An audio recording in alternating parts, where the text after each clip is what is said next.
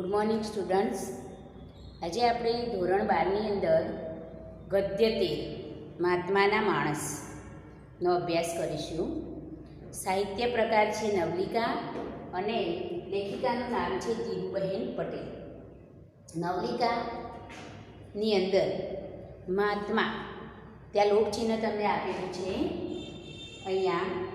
એનો પૂરો શબ્દ આપણે જોઈએ તો મહાત્મા, મહાત્માના માણસ। મહાત્મા એટલે આપણે મહાત્મા શબ્દ કોઈ સજ્જન પુરુષ માટે આપણે વાપરતા હોઈએ છીએ, પણ અહીંયા આપણા ગાંધીજી, આપણા રાષ્ટ્રપિતા ગાંધીજીને આપણે પણ એમને પણ આપણે મહાત્મા ગાંધી કહીએ છીએ।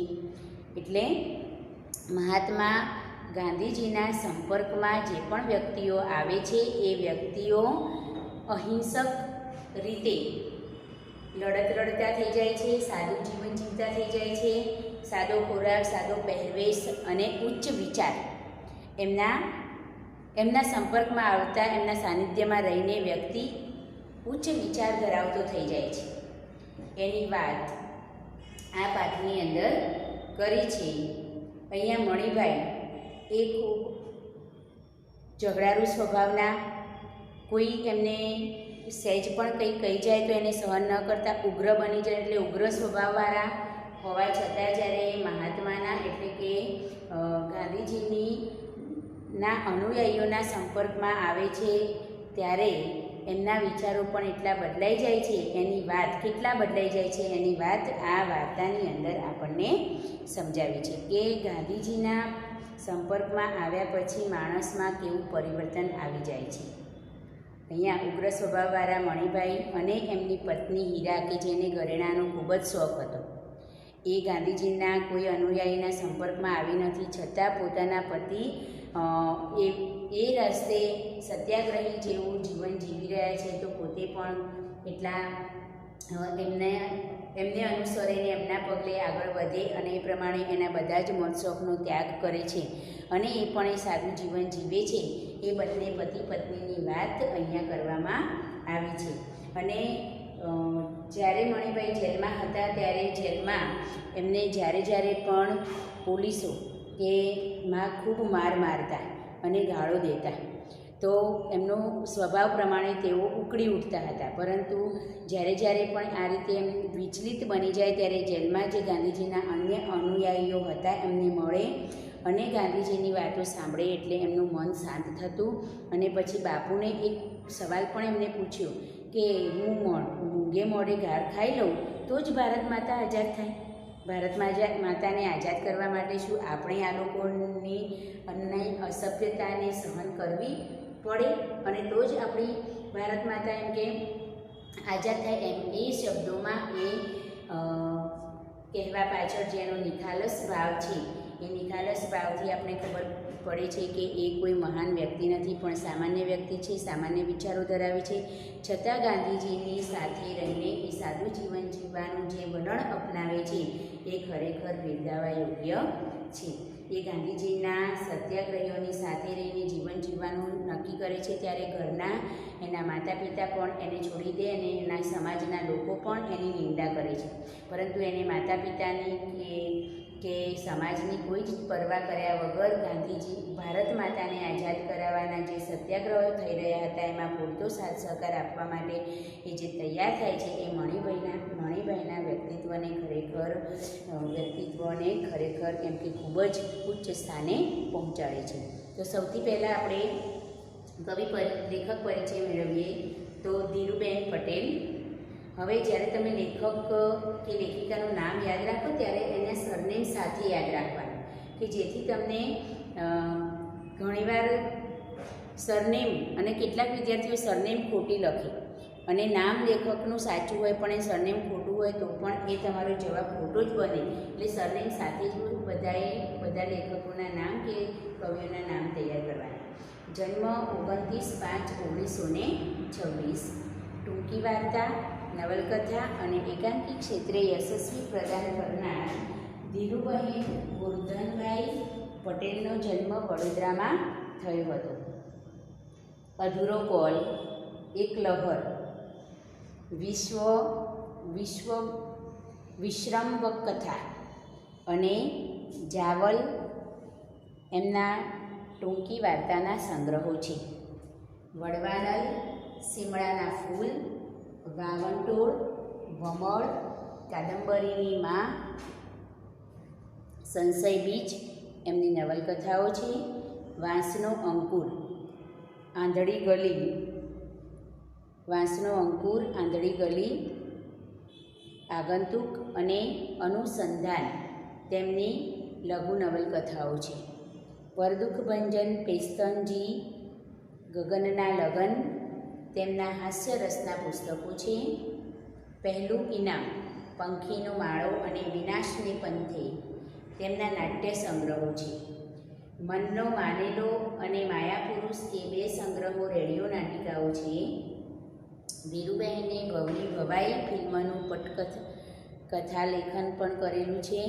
નમણી નાગરવેલ એમનો એકાંકી સંગ્રહ છે. બતકનું બચ્ચું, અંડેરી ગંડેરી, ટીપરેટન તેમજ મિત્રાના જોડકણા તેમના બાળ સાહિત્યના પુસ્તકો છે. આમ સાહિત્યના વિવિધ ક્ષેત્રે તેમણે સારું એવું ખેડાણ કરેલું છે અને એમના એ લખાણોને કે આગંતુક રણજીતરામ સુવર્ણચંદ્રક તેમજ આગંતુક નવલકથાને સાહિત્ય અકાદમી દિલ્હીનો એવોર્ડ પણ એનાયત કરેલો છે. હવે આ જે નવલિકા છે, નવલિકાના મુખ્ય પાત્ર મણિભાઈ અને એમની પત્નીનું નામ હીરા. તો જ્યારે પણ કોઈ પણ પાઠનો અભ્યાસ કરતા હોય ત્યારે તમારે એના પાત્રોના નામ યાદ રાખવા ખૂબ જરૂરી છે. કારણ કે પાત્રોના નામ યાદ રાખવાથી જ આપણને જવાબ લખવામાં સરળતા રહે છે અને એટલા માટે તમારે પાત્રોના નામ યાદ રાખવા. ગાંધીના માણસો, મહાત્માના માણસો એટલે ગાંધીના માણસો. સત્યાગ્રહીઓ જેલમાં જતા બાહ્યાંતર રીતે કેવા રૂપાંતર પામે છે. સત્યાગ્રહીઓ જેલમાં જાય છે ત્યારે બાહ્ય વર્તન વ્યવહારમાં કેવું એમનું પરિવર્તન આવે છે તેનો ઉત્તમ નમૂનો નવલિકાના નાયક મણિભાઈ છે. સત્યાગ્રહીઓના સંપર્કમાં આવતા માણસમાં કેવું પરિવર્તન આવે છે, બાહ્ય પરિવર્તન કેવું આવે છે એનો ઉત્તમ નમૂનો મણિભાઈ છે. ઓછા અધૂરા અભ્યાસે જેલવાસીઓની સાચી શીખ સંગતે ખુદને પણ શંકા જાગે તેવું પરિવર્તન મણિભાઈમાં થયું છે. ઓછો અભ્યાસ કરેલો છે. સામાન્ય માણસ કે જે વાતમાં ઉશ્કેરાઈ જાય, મારવા માટે તત્પર બની જાય એવા સ્વભાવવાળા, તીખા તમતમતા સ્વભાવ અને શિક્ષિત વર્ગ હોય તો કદાચ જલ્દી ઉગ્ર થાય નહીં, પરંતુ અશિક્ષિત છે, અધૂરું જ્ઞાન છે એટલે વધારે ઉગ્ર થઈ જવા જેવો એમનો સ્વભાવ છે. અને એવા સ્વભાવવાળા પણ જેલવાસીઓની સાચી શીખ સંગતે કહેવાય છે કે જેવો સંગ તેવો રંગ લાગે આપણને. તો સારા સાથે રહીએ તો સારું આપણે સારા બની શકીએ, સારું વર્તન વ્યવહાર કરીએ. ખરાબ સાથે રહીએ તો આપણામાં પણ એવી ખરાબ વૃત્તિઓ જાગે અને આપણે ખરાબ વર્તન કરતા થઈએ. તો અહીંયા જેલવાસીઓ એટલે સત્યાગ્રહીઓ જેલમાં છે એમની વાત કરે છે. તો એમની સાથે રહીને એનામાં સારી સંગતથી સારું પરિવર્તન આવે છે અને એ જે પરિવર્તન મણિભાઈમાં આવે છે એ સ્વયં પણ એને સ્વીકારી શકે એમ નથી. કારણ કે એ જે સ્વભાવના હતા બિલકુલ એની વિરુદ્ધ સ્વભાવના એ બની ગયા છે. એટલે મણિભાઈને પણ વિશ્વાસ આવે એમ નથી. એમના જીવનમાં જે પરિવર્તન આવ્યું એમાં ખુદ પણ એમાં વિશ્વાસ કરી શકે એમ નથી. અડબોથનો જવાબ અહિંસાથી આપવાની વાત તેના ગળે જટ ઉતરતી નહોતી. કોઈ આપણને મારે તો આપણે સામે એને મારવા માટે તૈયાર નહીં થવાનું, પણ નમ્રતાથી એની સાથે વર્તવાનું, એવી રીતે અહિંસાથી વર્તવાનું. આ વાત એના ગળે ઉતરતી નહોતી. કોઈ આપણને અડબોથ મારે, કોઈ આપણને લાફો મારે તો સામે લાફો મારી જ દેવાની, એવી વૃત્તિ મણિભાઈમાં હતી.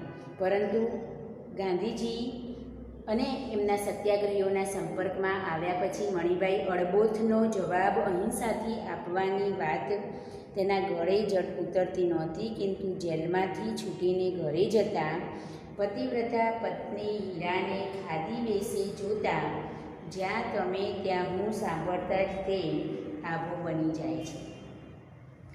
નાયકની ગાંધીનિષ્ઠા અને નાયિકાની પ્રતિષ્ઠા પતિનિષ્ઠાના દ્વૈતમાંથી રચાતો એકનિષ્ઠ અદ્વૈત ભાવ એ વાર્તાને વિશેષ બનાવે છે. જેલ જીવનની રાજકીય પરેશાની અને કુટુંબ જીવનની સામાજિક વિટંબનાઓ વચ્ચે સ્વસ્થ તટસ્થ રહીને ભારત માતાની આઝાદી માટે મરતા સ્વતંત્ર વીરોની ઝાંખી આ નવલિકામાં થઈ છે. એટલે મણિબાઈ છે એ મણિબાઈ ગાંધીજીને અનુસરે છે. જ્યારે હીરા ગાંધીજીને જાણતી નથી સત્યાગ્રહીઓને જાણતી, પણ પોતાના પતિ જેવું જીવન જીવે એવું જીવન એ જીવવા માટે તૈયાર થાય છે. એટલે હીરામાં પતિનિષ્ઠા અને મણિબાઈમાં ગાંધીનિષ્ઠા જોવા મળે છે. સત્યાગ્રહીઓ પ્રત્યેની નિષ્ઠા એનામાં જોવા મળે ને ભારત માતાને આઝાદ કરાવવા માટે પોતાનું બલિદાન આપવા માટે પણ એ તૈયાર થાય. ભારત માતા પ્રત્યે જે અપાર પ્રેમ એનામાં ઉભરાય છે, દેશ પ્રેમ ઉભરાય છે, એની વાત અહીં આપણને જાણવા મળે છે. માફી માગીને નથી છૂટ્યો કંઈ, સરકારે જખ મારીને છોડ્યો છે. મણિબાઈ જેલમાં હતો.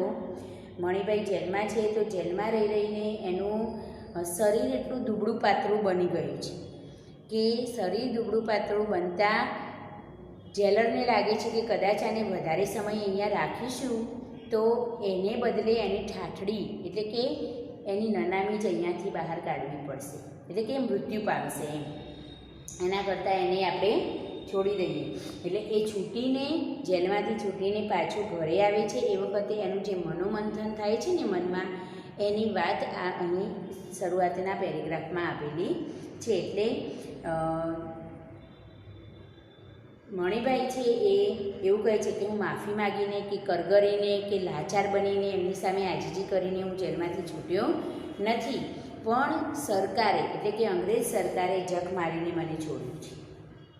એમને છોડ્યો છે ને હું આવ્યો છું. હું એમને છૂટવા માટે એમની સામે કરગર્યો નથી, જગ મારીને છોડ્યો છે. મણિબાઈના મગજનો કેફ એના થાકેલા પગના પ્રત્યેક ડગલામાં નવું જોર પૂરતો હતો અને એટલે જ એ લાંબી ડાંફે ગામના ધૂળિયા રસ્તા પર નાના નાના ગોટા ઉડાડતો ચાલ્યો જતો હતો. મણિબાઈ જેલમાંથી છૂટ્યો, પોતાના ગામ તરફ જઈ રહ્યો છે. મનમાં વિચારે છે કે ખરેખર મેં મારી લાચારી આ અંગ્રેજ અધિકારીઓ સામે વ્યક્ત કરી નથી, હું એમને કરગર્યો નથી, પણ જગ મારીને એમને મને છોડ્યો છે એવું મનમાં વિચારતો એ જાય છે. થાકેલા પગના પ્રત્યેક ડગલા એ પૂરજોશમાં ભરતો જાય છે અને લાંબી ડાંફે એટલે લાંબા પગલે ચાલતો એ ગામના ધૂળિયા માર્ગ એટલે કાચો માર્ગ છે, કાચા માર્ગ ઉપર ધૂળ ઉડાડતો એ ત્યાંથી ચાલ્યો જાય છે. બાકી એના શરીરમાં તો રહી જ તો શું, એટલે મેં હમણાં કહ્યું ને કે એ સાવ દુબળો પાતળો થઈ ગયો હતો. એટલે સરકારને પણ લાગ્યું કે આને અહીંયા રાખીશું તો એ મરી જશે, એટલે એને છોડી દીધો. એટલે એ શરીરમાં તો કંઈ હતું જ નહીં. વધારે ખેંચશું તો એ ઠાઠડી પર જ બહાર નીકળશે એવો ડર લાગ્યો હોત તો સરકારે એને હજી છોડ્યો ન હોત, એવો ડર ન લાગ્યો હોત. વધારે એને અહીંયા રાખી મૂકીશું તો એની ઠાઠડી એ જીવશે એવું જો અંગ્રેજ સરકારને લાગ્યું હોત તો કદાચ એમને મને છોડ્યું ના હોત. પણ એમને એવો ડર લાગ્યો કે વધારે રાખી મૂકીશું તો એ મરી જશે, એટલા માટે એમને મને છોડ્યું છે. હજી એ ચક્કી પીસતો હોત, હજુ એ તો એ જેલમાં હોત, ચક્કી પીસતો હોત, દંડુકાના માર ખાતો હોત, અંગ્રેજ અધિકારીઓનું કહ્યું ન માનીને એમનો માર પણ ખાતો હોત, દંડા ખાતો હોત એમ. કાંકરીવાળા રોટલા તરછોડીને ઊભો થઈ જતો હોત ને એ બદલની નવી શિક્ષા સહેતો હોત. જેલમાં ખાવાનું જે મળતું હતું એ સ્વચ્છ નહોતું, કાંકરીવાળું વીણ્યા વગરનું એવું ને જેવું તેવું રાંધીને આપી દેતા, જેથી મણિબાઈ એને ખાતો નહીં અને થાળીને તરછોડી દેતો. એટલે ત્યાંના જે જેલરો કે અધિકારીઓ હતા એ પાછા એને શું કરતા, કોઈને કોઈ સજા ફટકારતા. એટલે મનમાં રસ્તે ચાલ્યો જાય છે, ધૂળિયે માર્ગે ચાલ્યો જાય છે. જેલમાંથી છૂટીને કાચા રસ્તે ચાલતા એને મનમાં બધી મનોમંથન વિચારો આવે છે કે હજુ તો હું જેલમાં જ હોત, જો અંગ્રેજ સરકારને એવું લાગ્યું ના હોત કે હું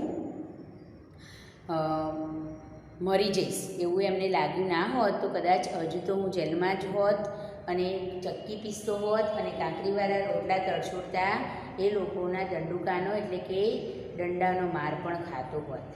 પરંતુ જખમારીની સરકારે મને છોડ્યો છે. આવા વિચાર કરતો કરતો ત્યાંથી એ નીકળે છે. પણ એ બધાનું એને મન કંઈ નહોતું. એટલે કે એ બધાનું એને મન કશું હતું નહીં. આ બધું જે થયું, જે ત્યાં જેલમાં એને ભોગવવું પડતું હતું, એ પ્રત્યે એને એવો કોઈ ભાવ નહોતો. એનાથી નહોતી સહેવાતી એક ગાળ. ગમે તેટલા દંડા મારે કે કાંકરીવાળું ખાવાનું આપે કે કોઈ પણ સજા કરે, એ બધાથી એને કોઈ ફેર પડતો નહોતો. માત્ર ફેર શાનાથી પડતો હતો એ શું સહન કરી શકતો નહોતો? તો ત્યાંના લોકો, જેલરો કે અન્ય હવાલદારો એને કોઈ ગાળ આપે એ એનાથી સહન થતું નહીં. ગાળ આપવી એટલે અપશબ્દો બોલવા. તો અપશબ્દો બોલે એ ખાલી એનાથી સહન થતું નહીં. એટલે એનાથી નહોતી સહેવાતી તે ગાળ. નાનપણથી જ એની એવી તાસીર હતી. તાસીર એટલે સ્વભાવ. નાનપણથી જ એને એવી તાસીર હતી કે કોઈની ગાળ સહન કરી શકે નહીં. તમારી જ વાત કરીએ તો મિત્રો સાથે જ્યારે બેઠા હોય એની ગમતમાં કોઈ તમને અપશબ્દ બોલે તો તમે તરત ઉશ્કેરાઈ જાઓ. એવી રીતે બાળપણથી જ એની એવી તાસીર હતી, સ્વભાવ, કે ગાળ સહન કરી શકતો નહીં. અને કોઈનો તોછડો બોલ સાંભળતા જ લોહી ઉકળી ઉઠતું એટલે ગુસ્સે થઈ જતો. લોહી ઉકળી ઉઠવું એટલે ગુસ્સે થવું, અને તોછડો એટલે વિવેકહીન. તોછડો એટલે વિવેકહીન. વિવેકહીન શબ્દ સાંભળીને તરત જ એનું લોહી ઉકળી ઉઠતું, એ ગુસ્સે થઈ જતો. એમાં ને એમાં માસ્તરના માથામાં સ્લેટ મારીને નિશાળ છોડી દીધેલી.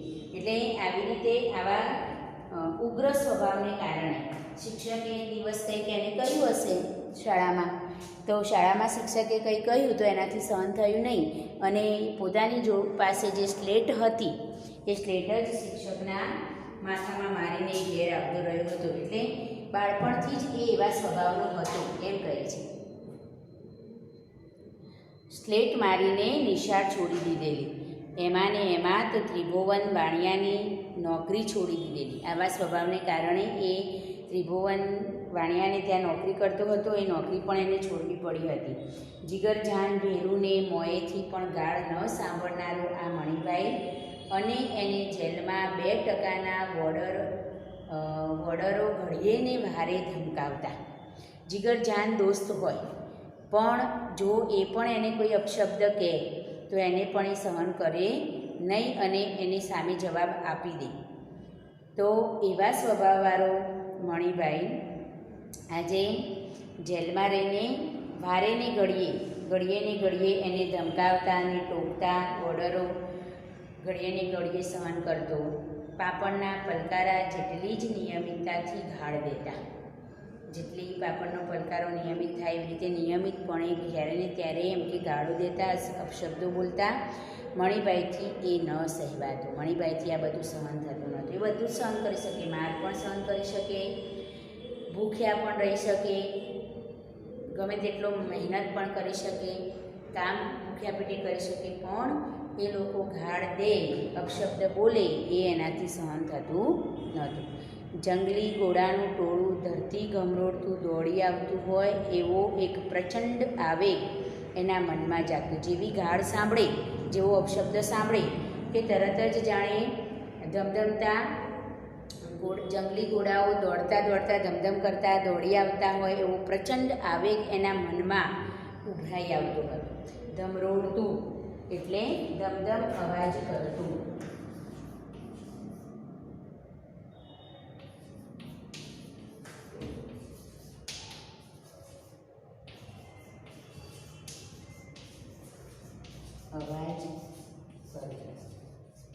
ધમધમ અવાજ કરતું જંગલી ઘોડાનું પ્રચંડ વેગથી ટોળું દોડ્યું આવતું હોય એમ વિચારો એના મનમાં ઉભરાઈ આવતા. એ ઉશ્કેરાઈ જતો અને એનું શરીર કાબૂમાં ન રહેતું, અને પછી એ પોતાની જાતને કાબૂમાં રાખી શકતો નહીં, અને એ લોકો સાથે તોછડાઈથી વ્યવહાર કરતો અથવા તો ઉગ્ર બની જતો એમની સામે.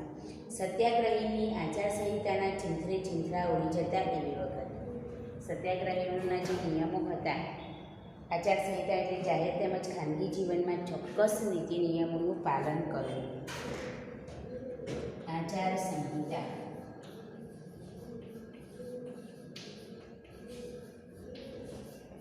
જાહેર તેમજ ખાનગી જીવનમાં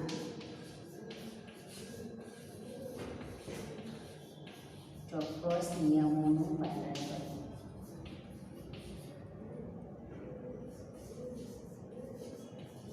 નિયમોનું પાલન એટલે સત્યાગ્રહી બન્યા પછી ચોક્કસ નિયમોનું પાલન કરવું પડે. પછી કોઈ જોતું હોય આપણને કે ના જોતું હોય, પણ આપણે પોતાની સ્વબુદ્ધિથી પોતાની જાત ઉપર કાબૂ લાવીને એ નિયમોનું પાલન કરવાની વાત જ્યારે આવે ત્યારે મણિભાઈ પણ સત્યાગ્રહમાં જોડાયો હતો, એટલે એને પણ આ નિયમોનું જ પાલન કરવાનું હતું. પરંતુ આ લોકો જ્યારે પોતે ગાળ દેતા, અસભ્ય રીતે એની સાથે વર્તતા, ત્યારે એનાથી સહન થતું નહીં અને એનો જે મૂળ સ્વભાવ હતો એ મૂળ સ્વભાવ પ્રમાણે એ ઉગ્ર થઈ ઉઠતો હતો એમની સમક્ષ.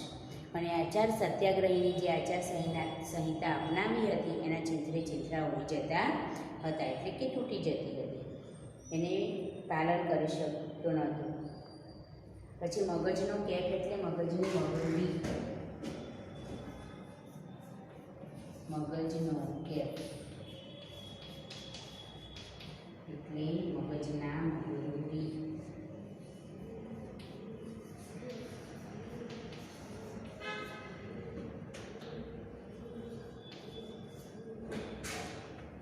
અહીંયા અને પછી મણિભાઈ ઉપવાસ કરતો. પછી પહેલાં તો એમના ઉપર ઉકળી ઉઠી અને એમની સાથે જે વ્યવહાર કરવો હોય એ કરી નાખી. પછી એને પેલો ગુસ્સો શાંત થાય ને એટલે એને ભાન પડે કે મેં સત્યાગ્રહના નિયમોને તોડ્યા છે. એટલે પછી એના પ્રાયશ્ચિત રૂપે ઉપવાસ કરતો અને પછી મણિભાઈ ઉપવાસ કરતો. એના કરતાં ઉંમરે મોટા, વિદ્વાન અને જેમણે ગાંધીજીનું પડખું સેવેલું હોય એવા કેદીઓ પાસે જઈને એમની શાંત વાણી સાંભળતો અને પછી મનને શાંત કરવા માટે ગાંધીજીની સાથે રહેલા અન્ય સત્યાગ્રહીઓ જે જેલમાં હતા એમની પાસે જતો અને એમની શાંત વાણીને સાંભળતો અને પછી તે પોતે કરેલા ગુસ્સા ઉપર કે દુર્વ્યવહાર ઉપર તે શરમાતો, લજવાતો. એણે હજારેક વાર નિર્ણય કર્યો હશે કે ફરી આવું ન બનવા દેવું. 1000 વખત એને નિર્ણય કર્યો હશે. જ્યારે પણ આવું થાય ત્યારે એ ઉગ્ર થઈ જતો અને પછી શાંત પડે એટલે પાછો નિયમ કરતો કે આવું નહીં કરવું, પણ તેમ છતાં એનાથી એવું થઈ જ જતું. એટલે એણે હજારેક વખત નિયમ કર્યો હશે કે આવું ન કરવું, થવા દેવું, છતાં ગાળ સાંભળતાની સાથે જ એણે પ્રયત્નપૂર્વક કેળવેલી અહિંસા એકદમ અલોપ થઈ જતી. પ્રયત્ન હજારો વખત એને નિયમ કરેલો છતાં જ્યારે પણ એને આવું સાંભળવા મળે, ગાળ સંભળાય, ત્યારે એ પ્રયત્નપૂર્વક જે અહિંસા કેળવી હતી. આમ તો એ કોઈ તમાચો મારે તો એનો જવાબ તમાચાથી જ આપતો હતો, એવા જ સ્વભાવવાળો હતો. પણ સત્યાગ્રહીઓના સંપર્કમાં આવ્યા પછી, સત્યાગ્રહમાં જોડાયા પછી એના સ્વભાવમાં પરિવર્તન આવ્યું હતું. પરંતુ એ પરિવર્તન મહા મહેનતે લાવી શક્યો હતો, પોતાના સ્વભાવને બદલી શક્યો હતો અને એ મહાપ્રયત્નપૂર્વક કેળવેલી અહિંસા એકદમ અલોપ થઈ જતી હતી અને એ એકલો પડી જતો હતો.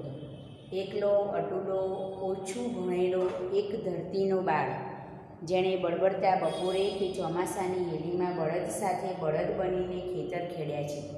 એને બળદ સાથે બળદ બનીને ઢોરની જેમ કામ કર્યું છે એમ. જેણે જાજુ બોલ્યાની ફાવટ નથી. કોઈની સામે સભ્યતાપૂર્વક બોલવું હોય તો એ વધારે બોલી શકવાની એનામાં આવડત નથી. જેણે જિંદગી પાસેથી કોઈ વધારે પડતી માગણી નથી કરી. પોતે જેટલી મહેનત કરે છે એટલું જ એને ફળ પ્રાપ્ત થાય છે, એમાં પણ એ સંતોષ છે. એટલે કે જિંદગી પાસે વધારે કોઈ મોટી મોટી અપેક્ષાઓ એને રાખી નથી કે મને બંગલો મળી જાય, ગાડી મળી જાય, એવી કોઈ મોટી અપેક્ષાઓ એને રાખી નથી. સાગરના મોજા સાથે શંખનું જેમ કિનારે ઘસડાઈ આવે તેમ રાષ્ટ્રીયતાના જુવારમાં જે પોતાના ગામથી ઉંચકાઈને અહીં જેલમાં આવી પહોંચ્યો છે. જુવાર એટલે આંદોલન. જુવાર આંદોલન. એ વખતે ચાલતા આંદોલનમાં જેમ સમુદ્રના પાણીની સાથે માછલું તણાઈને કિનારા પર આવી જાય, એવી રીતે આ સત્યાગ્રહના આંદોલનમાં આ મણિભાઈ પણ માછલાની જેમ સત્યાગ્રહરૂપી સમુદ્રમાં ઉછળતા મોજાઓની સાથે કિનારે આવેલા માછલાની જેમ એ પણ આ સત્યાગ્રહમાં આવી પહોંચ્યું છે. અને સત્યાગ્રહમાં જોડાયા પછી એને જેલવાસ પણ ભોગવવો પડ્યો છે. એટલે કહે છે કે જે વ્યક્તિએ માત્ર જીવનભર મહેનત જ કરી છે, બળદની જેમ એને બળદો સાથે ખેતરમાં કામ કર્યું છે, જેને સભ્યતાપૂર્વક જાજુ બોલવાની કોઈ ફાવટ નથી, જેણે જિંદગી પાસે કશું વધારે માગ્યું નથી, એ વ્યક્તિ સાગરના મોજામાં માછલું તણાઈ આવે એમ સત્યાગ્રહમાં એ ખેંચાઈને અહીં જેલમાં પહોંચ્યો, સત્યાગ્રહમાં જોડાઈને એ જેલમાં પહોંચ્યો છે. એ અને મુદત પૂરી થતાં જે પાછો પોતાને વતન પહોંચી બળદના પૂંછડા આમળવાની જ અભિલાષા છેવે છે. અને મુદત પૂરી થતાં પાછું પોતાને ગામ પહોંચીને બળદના એટલે કે ખેતી કામ જ કરશે એવું એ ઈચ્છા રાખે છે અને પોતાના પરિવાર સાથે રહેશે એવી ભાવના મણિભાઈએ સેવેલી છે. એ મણિભાઈ જે ઉગ્ર સ્વભાવનો હતો એ સત્યાગ્રહીઓના સંપર્કમાં આવ્યા પછી જે પરિવર્તન આવ્યું એના આપણે પછીના વિડીયોમાં એનો અભ્યાસ કરીશું કે એનામાં કેવું પરિવર્તન આવ્યું. ઘરે જાય છે ત્યારે એની સાથે એના માતા પિતા અને અન્ય બધા કેવું વર્તન વ્યવહાર કરે છે. અત્યારે આજે આપણે જે પાઠનો અભ્યાસ કર્યો એની અંદર આપણે લેખક પરિચય મેળવ્યો એ તમારે તૈયાર કરવાનો છે અને સાથે સાથે એના શબ્દોના અર્થ પણ તૈયાર કરવાના છે. બાકીનો પાઠ આપણે પછીના વિડીયોમાં જોઈશું. Okay, thank you.